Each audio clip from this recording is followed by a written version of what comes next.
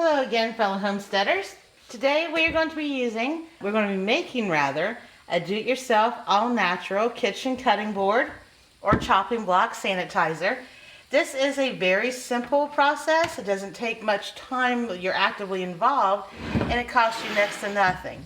The only time-consuming aspect is you need to wash with soapy water and do a little bit of scrubbing on your cutting boards and then let them thoroughly dry. Then you go to stage 2 where you use 3% hydrogen peroxide to do some disinfecting, and after you use it, you also have to let it thoroughly dry before you add in the distilled white vinegar mixed with lemon juice. You never want to mix hydrogen peroxide and distilled white vinegar together. They can cause a chemical reaction that can be harmful. You can use one right after the other as long as there is drying time in between. So if you have a cutting board or chopping block, wood, bamboo, this kind of plasticky stuff, or a silicone one. I do not have a silicone one, and I had a whole set of these in different colors, and I don't think you can see it, but if I'm quiet for a second you can hear it. It's rather porous. There's little grooves all throughout this. And there were a whole set of these my husband got me, and I wanted to speed this up so you could actually not have to sit and wait or watch 3 or 4 videos as things dried. So I've done the first step and I'm getting ready to do the second step, one of them, and the third step on one of these cutting boards. I've already done the second step on, so you can see the process as it evolves without the wait time. So I'm using this thinner tray here. It is dehydrator tray. It's a little thinner than what you find most cutting boards. It's somewhere in between a silicone board and this hard plastic one, but I thought this would be a good example also because you need to clean off your dehydrator trays. So this same do-it-yourself all-natural kitchen cutting board cleaner works extremely well for your dehydrator trays as well. All of these have been washed and dried, and I have one here, which this one was going to be a trail sign, but I decided to make it a cutting block instead because I accidentally, in my trail sign frenzy, made 2 of them.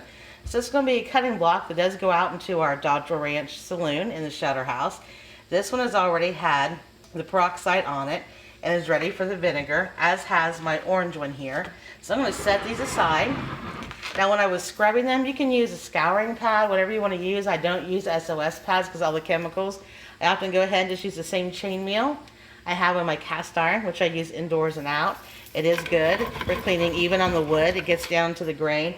It slides across your silicone. It's best to go in circles on it if you're going to use chain meal, but just use whatever you typically do. So I'm going to go ahead and do the hydrogen peroxide. So I'm going to go ahead and just squirt some hydrogen peroxide right on my cutting board here. This one has not been wood burnt yet, so one of my extra signs. And you are going to use a rag, your clean hands of course, or a sponge, whatever it is you want to typically use. I like going ahead and use the chain meal because it gives it a little extra durable cleaning as I'm going. You want to do both sides and the outer rim, and as you can see, I'll hold it slow and steady here for just a minute. The fizzing on there, just like if it was a cut, that is fizzing up any residue or imperfections, debris, bacteria that was on your cutting board. You want that to happen. Well, you'd rather it not, but you know that there's been goo on your cutting board you're trying to get clean, so when that happens, you know it's doing its job.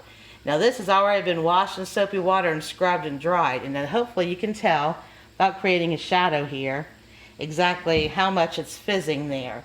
So that'll let you know how much would have gotten missed if you just did your chopping block in warm soapy water. But I would go around the outside edge here too.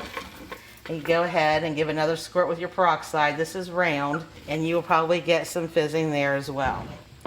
So the process works the same. Oh, if you can see my kitchen counters, which were clean before I did this, just wipe with a soapy rag, they're also getting a lot of fizzing.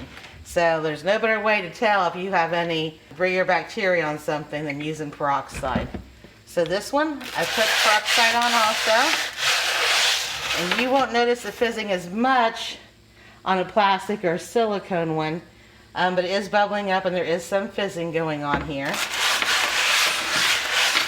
think you might see it a bit more here on the back and on my hands too. So it's doing its job. And if you see a lot of fizzing going on, you may want to let it dry thoroughly and then repeat this step. I'm going to set these aside. These will need to dry. The wood takes a lot longer to dry than your silicone or your plastic. Typically, I'd say for any non-wood or non-bamboo or non-cork, I'd say 20 minutes and it should be dry. You can tilt it up in your strainer as you would dishes. But when we're dealing with wood, I would go ahead and dry at least a full hour. You want to make sure it's completely dried out. There's no more wet peroxide on it before you put on the distilled white vinegar.